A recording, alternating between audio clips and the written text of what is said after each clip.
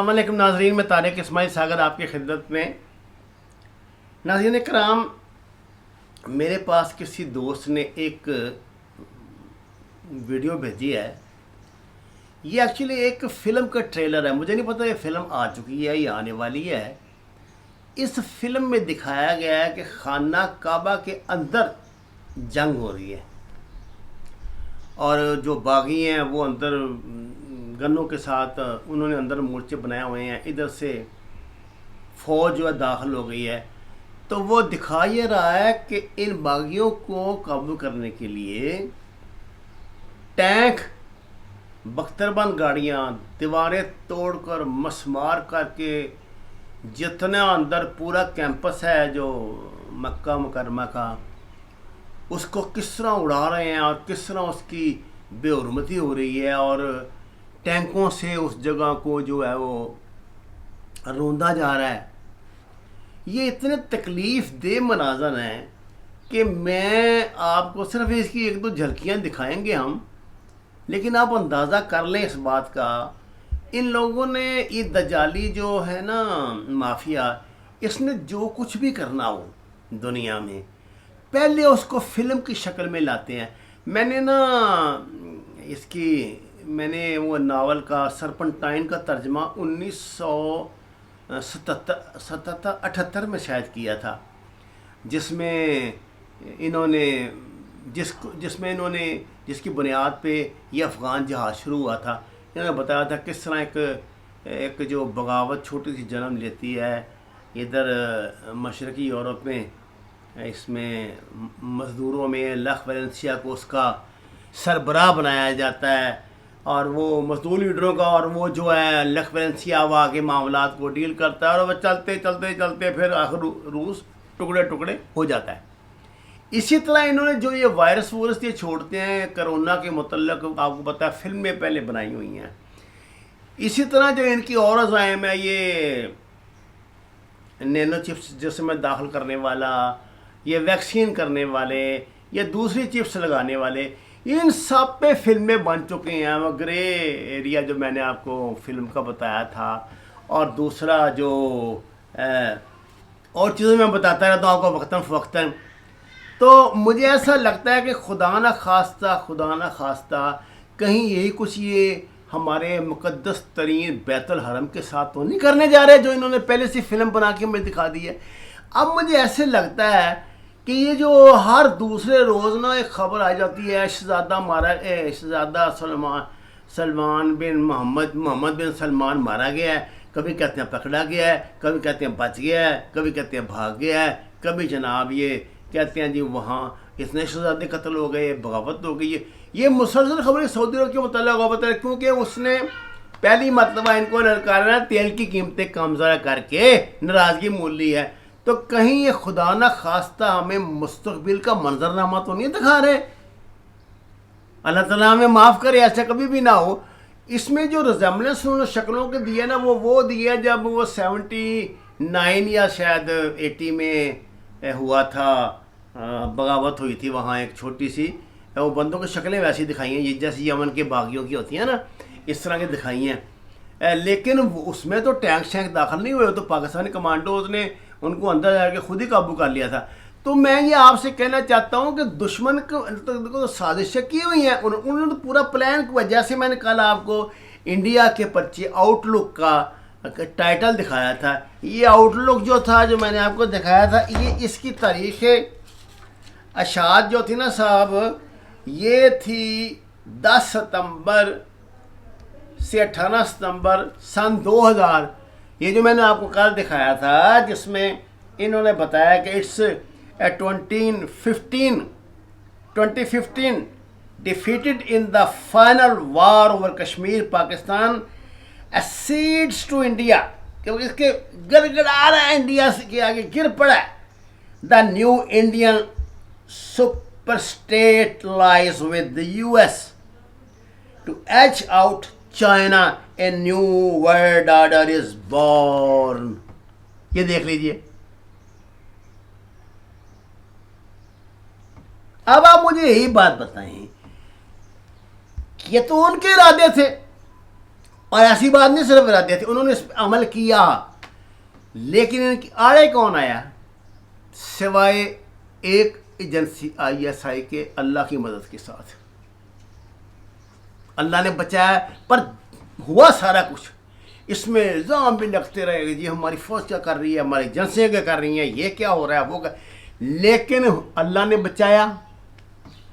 آپ کو اس بات کا علم ہے کراچی کے جتنے بھی یہ فسادات ہیں نا جو جنرل ضیاء کے دور میں، جو جنرل مشرف کے دور کے ہیں، میں وہ لوٹ مار، خون ریزی، بھتہ خوری اور تمام جرائم کے لیے M کے لیے وہ ایک سنہرا دور تھا جو دور یہ جنرل مشرف والا تھا۔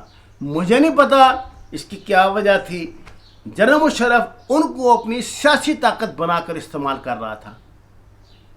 مجھے نہیں پتا یہ ایجنڈا تھا کیا تھا، یہ انٹیلیجنس ایجنسیاں جانے یا اللہ جانے، میرے علم میں نہیں ہے بات، لیکن میں آپ کو بتا رہا ہوں کہ اس دور میں جو قتل و غارت گری، جو لوٹ مار یہ کر رہے تھے، اس میں بلیک واٹر بھی شامل تھی، اس میں القاعدہ بھی شامل تھی۔ اس دوران انہوں نے پینیٹریشن کرائی تھی القاعدہ کی وہاں پہ، اور یہ جتنے کراچی میں مسلکی فسادات ہو رہے تھے آپ اندازہ کریں، سارا کچھ ایک ہی جماعت کروا رہی تھی۔ وہ جو دو ان کا بھگوڑے بھاگے ہوئے نا، ایک وہ اس کا کیا نام ہے جو شپنگ کارپوریشن کا ان کا تھا منسٹر، اور دوسرا وہ جو بڑا ٹٹ ٹٹ ٹٹ ٹر کر کے وہ تو حامد میر کا تو بڑا ہی پکا دوست تھا، وہ ہر پروگرام میں حامد میر صاحب اس کو، اور بڑے وہ ایسے ٹھک کر کے بیٹھتا تھا آ کے جناب وہ، اور یہ حامد بھائی وہ اصل میں ہم تو چھپے ہوئے تھے، اپنے ایسے ظلم و ستم جیسے مصائب نے بیان کیے جاتے کربلا کے، اس طرح اپنے ظلم و ستم بیان۔ آج کل وہ کینیڈا میں سنا ہے اوبر چلا رہا ہے، اور دوسرا امریکہ میں معاوی میلہ کر رہا ہے۔ یہ ہیں وہ لوگ، انہوں نے جو یہ اسلحہ آ رہا تھا، ادھر آتا تھا ان کے بلیک واٹر کے نام پر، جو اسلحہ آتا تھا یہاں موجود نیٹو فورسز کے لیے، اس میں سے اپنا بکرا کراچی میں نکال لیا کرتے تھے۔ اور ناظرین میں آپ کو بار بار یہ بات کہتا ہوں، جب بھی اسلحے کا کوئی ڈھیر کراچی میں پکڑا جاتا ہے، میں کہتا ہوں انہوں نے اتنا اسلحہ وہاں رکھا ہوا ہے، یہ تو اس کا 10واں حصہ بھی نہیں ابھی پکڑا گیا، کہاں کہاں انہوں نے چھپایا ہوا ہے۔ یہ پتہ نہیں کیا ظالم یہ چاہتے تھے، اللہ نے ایسی تدبیر کی، ان کا کھانا ہی خراب کر دیا، اور ہم لوگ اس طرح محفوظ رہے۔ میں آپ کو یہ بتاتا ہوں کہ پاکستان کے خلاف سازشیں ہوئیں، ان پہ عمل بھی ہوا، ممکنہ نتائج انہیں، جس طرح انہیں کرونا کے نتائج ملے ہیں، جس طرح انہوں نے کرونا پلان کیا تھا کہ اس کو دنیا میں پھینکیں گے، بایولوجیکل وار ہے، ایکسپیکٹڈ رزلٹس کے لیے ہم یہ اسٹریٹجی اپنائیں گے، انہوں نے اپنائی۔ اب یہ الگ بحث ہے کہ یہ کتنے لوگ کرونا سے مر رہے ہیں، کتنے نہیں مر رہے ہیں، اور آج جو یہ امریکن پریزیڈنٹ نے کل کہہ دیا کہ میں نے نہیں اب UN کو امداد دینی، اور دھمکیاں دے رہا ہے وہ کہ چین کے خلاف دنیا کو کسی طریقے سے متحد کیا جا سکے۔ میں یہ کہتا ہوں یہ سارا کچھ انہوں نے پلان کیا تو کر کے دکھایا نا، کرونا سے نے ہمیں لمبے کر دیا نا، اس وقت ہم کیا گھروں میں قیدی ہو کے بیٹھے ہیں نا بھائی، اور کیا ہوتا ہے۔ اسی طرح دوسری ساری دنیا ہوئی ہے، لیکن یہ نہ آپ سمجھیں کہ میمو گیٹ جو تھا اس کے پیچھے وہ سازش نہیں تھی، وہ دنیا کی پاکستان کے خلاف سب سے بڑی سازش تھی، اور جو کروائی گئی تھی اس سے حسین حقانی سے پیچھے تھی اس زمانے کی گورنمنٹ، اور امریکن اور CIA۔ پاکستان آرمی نے اس کے فوری بعد یہاں کا CIA کا چیف جو تبدیل کر دیا تھا، اور وہ جو لیون پیننٹا جب آیا ہے CIA کا چیف، اس نے اپنی کتاب میں بڑے انکشافات کیے ہیں اس حوالے سے۔ آپ پھر مجھے کہیں گے کہ جی یہ دوسروں کو جاہل ہی سمجھتے ہیں، ایسی بات نہیں ہے، لیکن ہم پڑھتے تو نہیں نا ان چیزوں کو، جانتے تو نہیں۔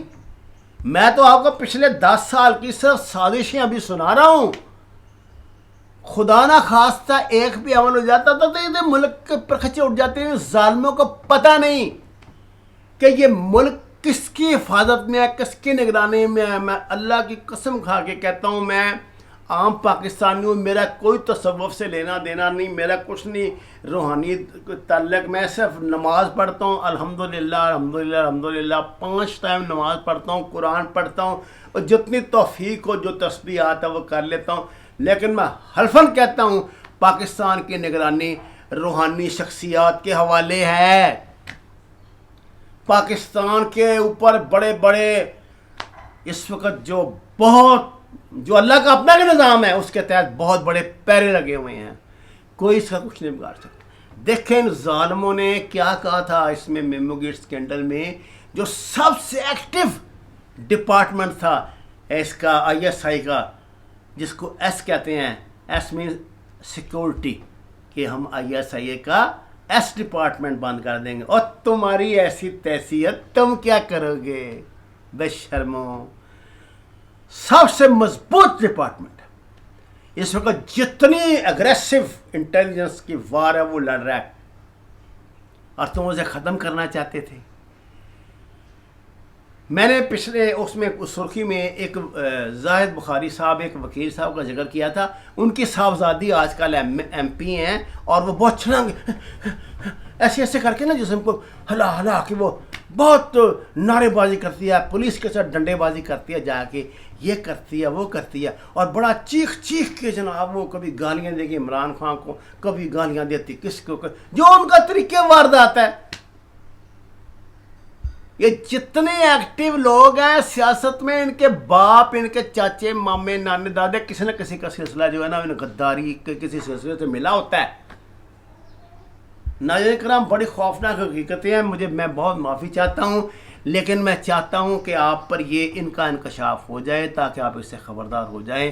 وما علینا الا البلاغ المبین. ناظرین یہ میرا آفیشیل چینل ہے، اس کو سبسکرائب کیجئے، تشہیر کیجئے تاکہ ہمارا مشن کامیابی سے آگے بڑھتا رہے. آپ کا بہت شکریہ.